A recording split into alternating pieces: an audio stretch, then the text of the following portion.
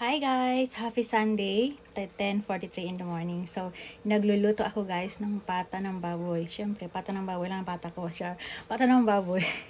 Kanina ko pa siya pinakulo. So, ngayon malambot na siya. As you can see, ayun. And naglagay na ako ng patatas kasi luto na siya.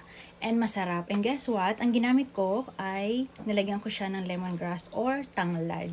Meron kasing naglalaga na walang nilalagay na tanglad. Kumbaga parang plain original na laga lang. So wala siyang halong lemongrass. Pero ako naglalagay ako ng lemongrass kasi masarap siya guys. And mabango. Kayo na bahala mag-search kung ano ang health benefits ng lemongrass once na ginamit mo to sa mga karne ng baboy. So, masarap talaga siya kahit sa manok. So, sana try ninyo. Yan, malapit na siyang maluto. And natikman ko na siya kanina.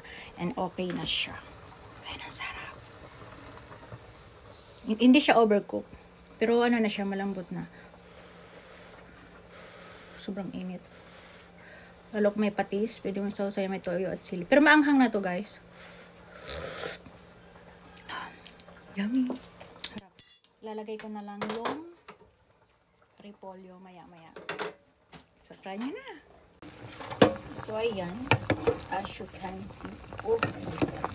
So, ngayon lang kami ulit guys kakain ng baboy. So, pinawal na hindi kami nakain ng baboy. So, kumakain kami ng baboy. Normally, ito lang, pata lang. Kasi hindi siya masyadong mataba.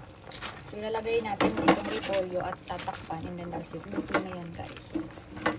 Luto na. Ayan, ito ang nilagang maanghang nilagang pata with lemongrass. So, maanghang siya.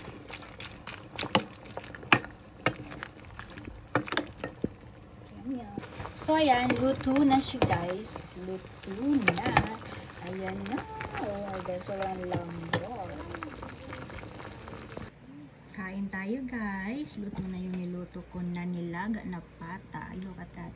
Very juicy and sakto lang yung pagkalambot. At manghang siya guys. Ang gamit ko dyan ay lemongrass.